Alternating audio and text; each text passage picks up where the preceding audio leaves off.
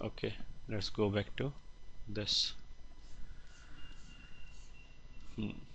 तो ये हो गया ए, ये हो गया बी, तो आ जाएगा 2√ab, 10² x इंटू 8 cot²x।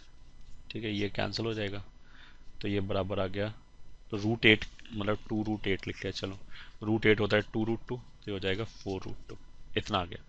ठीक है, फिर दोबारा पहले तो हमने इक्वालिटी चेक किया कि ये मिनिमम वैल्यू हो भी सकता है या नहीं हो सकता है, तो लिखा फॉर इक्वालिटी 10² x बराबर 8 cot²x, मतलब 10x रेज टू पावर 4 बराबर 8, या फिर दोनों तरफ स्क्वायर रूट लिया, 10²x बराबर 2√2। प्लस माइनस में माइनस तो ले नहीं सकते क्योंकि स्क्वायर है, स्क्वायर नेगेटिव तो होगा नहीं, तो वो तो छोड़ दिया क्योंकि वहां से तो कोई आंसर आएगा ही नहीं। फिर एक बार और स्क्वायर रूट लिया, तो 10x बराबर plus minus square root of, अब ले सकते हैं 2√2। ठीक है, ये बार बार हम इक्वलिटी क्यों चेक कर रहे हैं, वो इसलिए चेक कर रहे हैं ये बताने के लिए कि ये जो राइट हैंड साइड वाला कांस्टेंट आया है 4√2, वो इसका मिनिमम वैल्यू है या नहीं है। ठीक है, और कैसे बताते हैं, अगर ऐसे सॉल्व करते करते लास्ट में x का कोई ना कोई वैल्यू अगर पॉसिबल आ जाए तो फिर सही है, हो जाएगा। तो इस वाले केस में 10x का वैल्यू कितना है, प्लस माइनस 2√2 का स्क्वायर रूट। ठीक है, तो क्या ये 10 का वैल्यू हो सकता है, क्या 10 ऐसा वैल्यू ले सकता है, तो आंसर इज यस, बिल्कुल ले सकते हैं।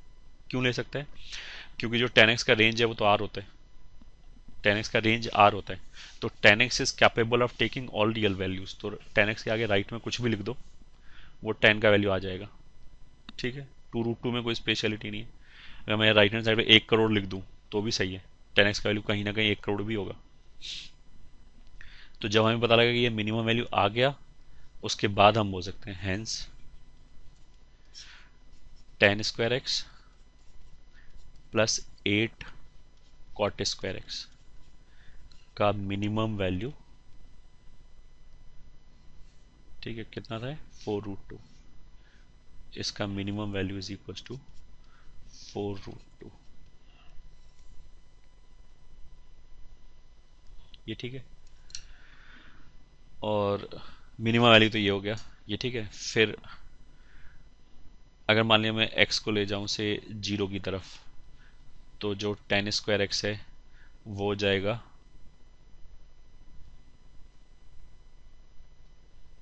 एक मिनट, ये तो हमने ऊपर जो लिखा है 10² x प्लस 8 cot² x का मिनिमम वैल्यू लिखा है। एक मिनट के लिए एफ एक्स का मिनिमम वैल्यू लिख लेते हैं पहले। एफ एक्स का minimum value is equal to क्या हो जाएगा, क्वेश्चन में क्या दे रखा था, इस एक्सप्रेशन में बस एक 7 एक्स्ट्रा ऐड कर रखा था, तो अब जाके हमने वापस 7 भी ऐड कर दिया, तो मिनिमम वैल्यू कितना हो जाएगा, 4√2 प्लस 7, ये मिनिमम वैल्यू है। ठीक है, अब वापस ये आ गए कि इफ x गोज टू से 0, तो जो एफ एक्स है which is 10² x plus 8 cot² x plus 7, ये इसका क्या होगा, ये 0 को जाएगा, 10 0 0 होता है, कॉट 0 इन्फिनिटी होता है, कॉट 0 अनडिफाइंड होता है क्योंकि वैल्यू इन्फिनिट को जाएगा, तो ये इन्फिनिटी को चला गया, ये 7 हो गया। तो अगर एक नंबर 0 को जा रहा है, एक इन्फिनिटी को जा रहा है, और एक 7 कांस्टेंट है, तो पूरा वैल्यू कहाँ जाएगा, इन्फिनिटी को। ये सही है। 10 को कहाँ पे दिक्कत होगी, π/2 के ऑड मल्टीपल पे, π/2 3π/2 5π/2। कॉटेक्स को कहाँ दिक्कत होगी, पाई के मल्टीपल पे, मतलब 0 हो गया, पाई हो गया, 2π हो गया, एंड सो ऑन। ठीक है, तो मिनिमम वैल्यू ये आ गया, maximum value again does not exist आ गया क्योंकि वैल्यू इन्फिनिटी को जा रहा है। अब तुम ऐसे देखो कि 10 को π/2 पे दिक्कत है ये हमें पता है, 3π/2 पे भी दिक्कत है ये हमें पता है, कॉट को 0 पे दिक्कत है, पाई पे दिक्कत है क्योंकि अनडिफाइन हो जाएगा।